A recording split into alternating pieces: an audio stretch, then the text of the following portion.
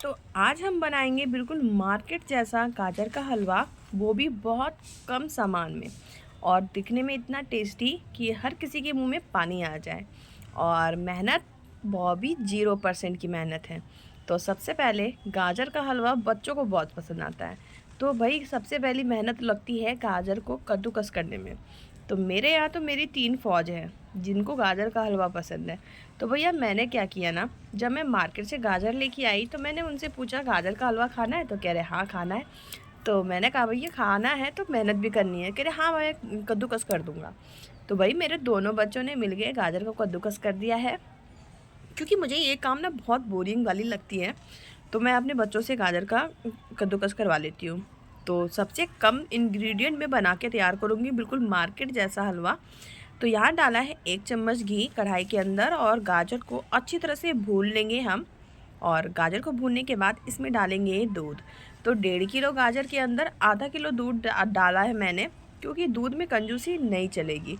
अगर आपने दूध में कंजूसी कर दी तो फिर आपका गाजर का हलवा उतना टेस्टी नहीं बनेगा। तो चलिए इसको पका लेते हैं अच्छी तरह से दूध डाल के।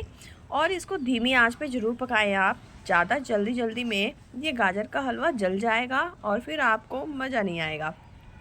तो गाजर का हलवा हम बीच बीच में चलाते रहेंगे और बीच बीच में इसको मिक्स करने के बाद इसका दूध जो है ना बिल्कुल रिड्यूस होते जाएगा। इसको ढक्कन लगा करके हल्का खुला छोड़े, इसको अच्छी तरह से भून ले। ये लास्ट में भुन चुका है। इसमें डालेंगे हम चीनी। तो मैंने जैसा कि बताया आपको बिल्कुल पतली वाली गाजर का इस्तेमाल करती हूँ मैं, तो इसमें कम चीनी डालने की ज़रूरत पड़ती है। और मुझे गाजर का हलवा थोड़ा कम मीठा पसंद है। आप अपने हिसाब से चीनी की क्वांटिटी रख सकते हैं। घर की फ्रेश मलाई और इलायची पाउडर डाल के मैंने इसे अच्छी तरह से मिक्स कर दिया। अगर आप पे मलाई ना हो तो आप स्किप कर सकते हैं। और गाजर का हलवा थोड़ा सा गीला रखें आप, ज़्यादा ड्राई ना करें। मुझे गीला हलवा बहुत अच्छा लगता है।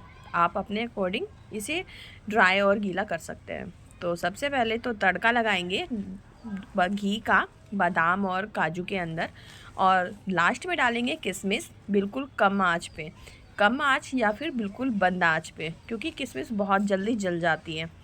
इसी में डालेंगे हम मावा। तो यहाँ मैंने लिया है 1 पाव मावा। अगर आप पे 100 ग्राम भी मावा होना तो भी आपका गाजर का हलवा उतना ही टेस्टी बनेगा, क्योंकि इसका जो आगे का जो मैं प्रोसेस बताऊँगी ना वो सबसे इम्पॉर्टेंट है। तो यहाँ मैंने मावे को मैंने मिक्स कर दिया और इसका लिक्विड फॉर्म रबड़ी जैसा बना लिया। इसको अब करेंगे हम प्लेट में प्लेटिंग। तो कढ़ाई के अंदर जो गाजर था, मेरे पास मावा बच गया था तो मैंने इसके अंदर भी मावा मिक्स कर दिया है। अगर आप पे मावा कम हो तो आप स्किप कर सकते हैं। चलिए अब करते हैं इसकी प्लेटिंग। तो प्लेटिंग के लिए सबसे पहले तो कोई भी थाली या फिर कोई भी बर्तन आप ले लें। इसे अच्छी तरह से गाजर के हलवे को फैला दें अपने अकॉर्डिंग कि आपके घर में कितने मेंबर हैं। इसके बाद आपको ये जो मावा है बिल्कुल स्प्रेड करना है केक की तरह। जैसे हम केक पे आइसिंग करते हैं ना, बिल्कुल उसी तरह से हम गाजर के हलवे पे आइसिंग करेंगे रबड़ी की, मावा की। रबड़ी और मावा में कुछ खास अंतर नहीं होता है। आप चाहे तो इस गाजर के हलवे में रबड़ी बना के भी डाल सकते हैं। रोस्ट किया हुआ ड्राई फ्रूट हम ऐड करेंगे गार्निश के लिए फ्लेवर के लिए, दोनों के लिए। और इतना डिलीशियस टेस्टी गाजर का हलवा बन के हो जाएगा तैयार।